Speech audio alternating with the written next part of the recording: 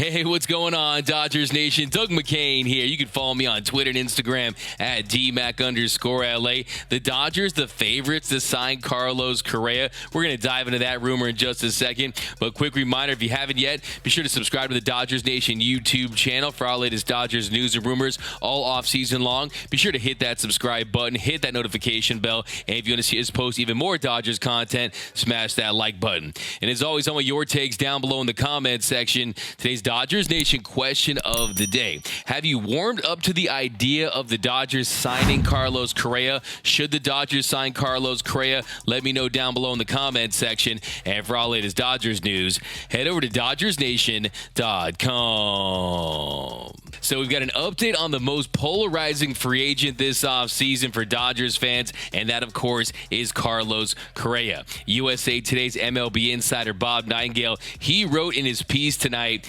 executives believe the leading candidate to sign Correa is the Dodgers. Certainly money has never been an issue, particularly with $119 million coming off their books. But the tricky part might be convincing the Dodgers players and their fan base that it's time to forgive and forget. Correa, of course, was in the heart of the 2017 Astros cheating scandal, and the Dodgers and their fans have loudly voiced their anger. Has enough time gone by to welcome Correa? And come on, who would Dodgers fans rather see, Correa or Gavin Lux play shortstop? So first order of business, let's break out that Dodgers rumor meter. And for this rumor that has the Dodgers as the leading candidate to sign Carlos Correa right now, I'm going to give it a 2.5 Dodgers dogs. Somewhere in between people are talking and there's some serious smoke because there's a couple of factors at play right now. One, there's the Scott Boras angle. The Dodgers do not like making deals with Scott Boras, but what we don't know right now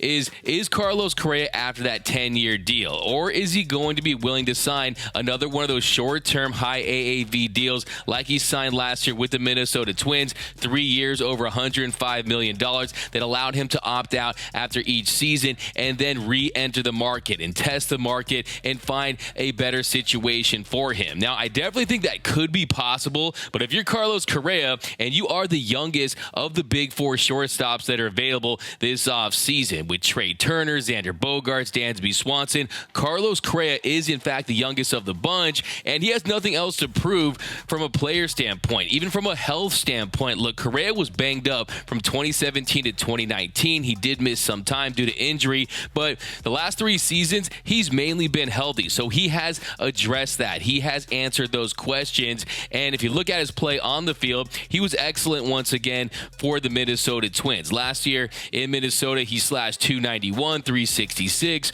.467, hit 22 bombs, 24 doubles, had a triple in 590 plate appearances. He posted a 140 WRC plus, and he also finished the season strong, had a 160 WRC plus in the last 2 months of the season. Now, the only question last year was he did take a hit defensively. That platinum glove defense that we saw in 2021 definitely took a little bit of a slide. Last year, if you look at his defensive metrics, he had a 3 defensive runs saved, a 1 ultimate zone rating. He had a -3 outs above average. So, yes, defensive metrics are very fickle. You have to take them with a grain of salt, but his defense wasn't as good in 2022 as it was in 2021. But he still is young. He still is athletic, and that is correctable. And he also is a guy that is open to sliding over to third base. And when you consider his production, when you consider the fire and the passion that he brings, you can see what the Dodgers see in Carlos Correa. Look, the bottom line is the guy produces, and he produces on the biggest stage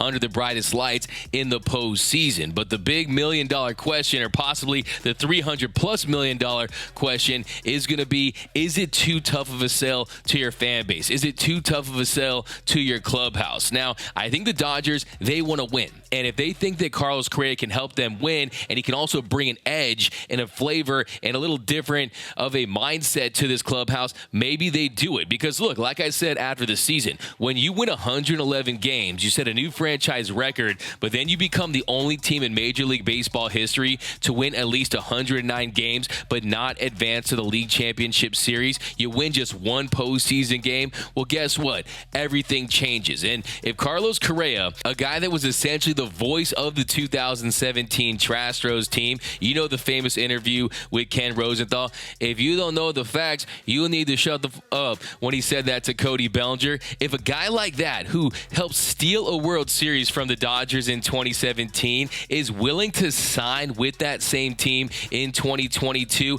knowing the backlash that is going to come from it, knowing that he's going to have to answer all those questions, knowing that he is going to have to win over a large segment of Dodger fans that are out there saying they won't be fans of the Dodgers, or that they're going to boo him 81 times a year to high heavens every chance they get. If Correa still is willing to sign with the Dodgers, knowing all of that, I think that says a lot about him. Look, maybe he can't sleep at night knowing what he did back in 2017, and he thinks the only way that he can right his wrong is by helping the Dodgers win a World Series. He helped steal a World Series from the Dodgers in 2017. Well, you want to right that wrong? You help win a World Series for the Dodgers in 2023 and beyond. So I definitely see the narrative there, and if he would sign with the Dodgers and have success and win over this fan base, it would be the greatest villain to hero 180 in sports history. Just imagine the Dodgers and Carlos Correa. It is a crazy idea to think about, but hey, we've seen crazier things in this sport, and I think the Dodgers realize that they do need to shake things up. Now, another thing to consider,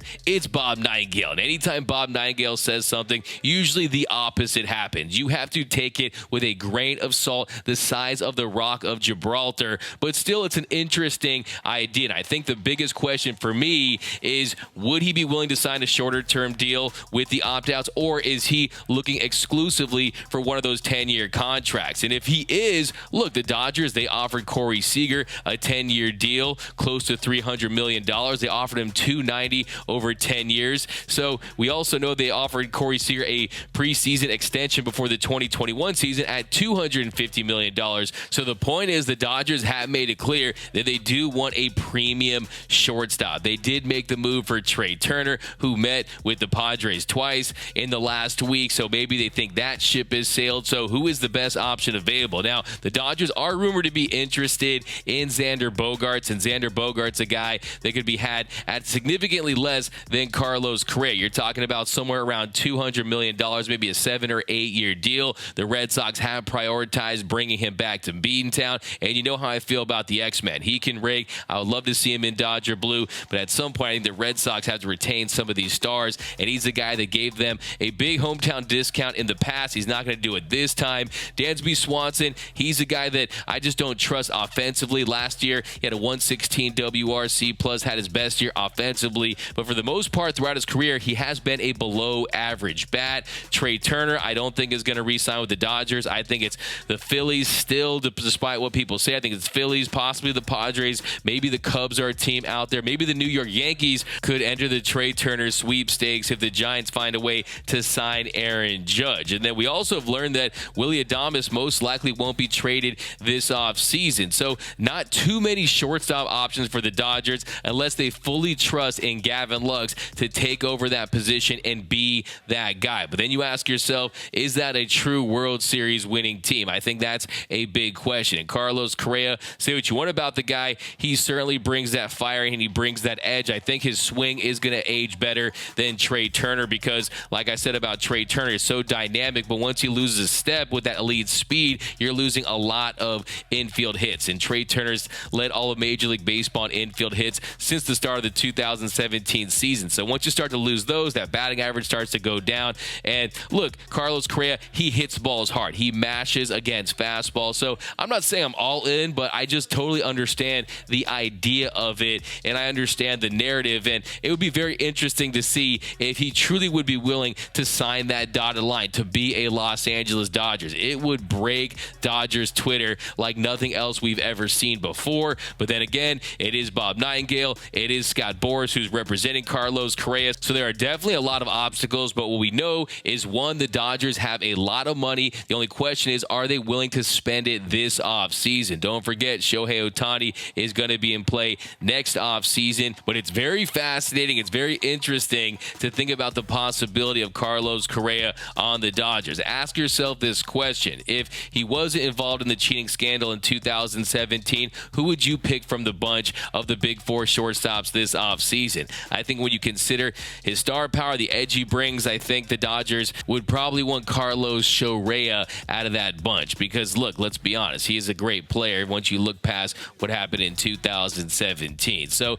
will it happen? I'm not quite there yet, but it's interesting to talk about. It's interesting to think about. Some food for thought for you guys. And really, I just want to get your opinion. Are you warming up to the idea of Carlos Correa on the Dodgers? Because when I was running those polls about Carlos Correa and the Dodgers when the offseason began, most Dodger fans said no. But that is starting to shift just a little bit. I dropped this poll an hour ago. Do you want the Dodgers to sign Carlos Correa? And 47.4% of you said yes, while 52.6% of you said no. So I could not imagine a number like that earlier in the offseason when we were seeing like 75 and 25%, 75% being no and 25% being yes. So that number is starting to shift a little bit. But I want your takes down below in the comment section. Let me know. My name is Doug McCain. You can follow me on Twitter and Instagram at DMac_LA. For all latest Dodgers news and rumors all offseason long, be sure to hit that subscribe button, hit that notification bell, and if you want to see us post even more Dodgers content,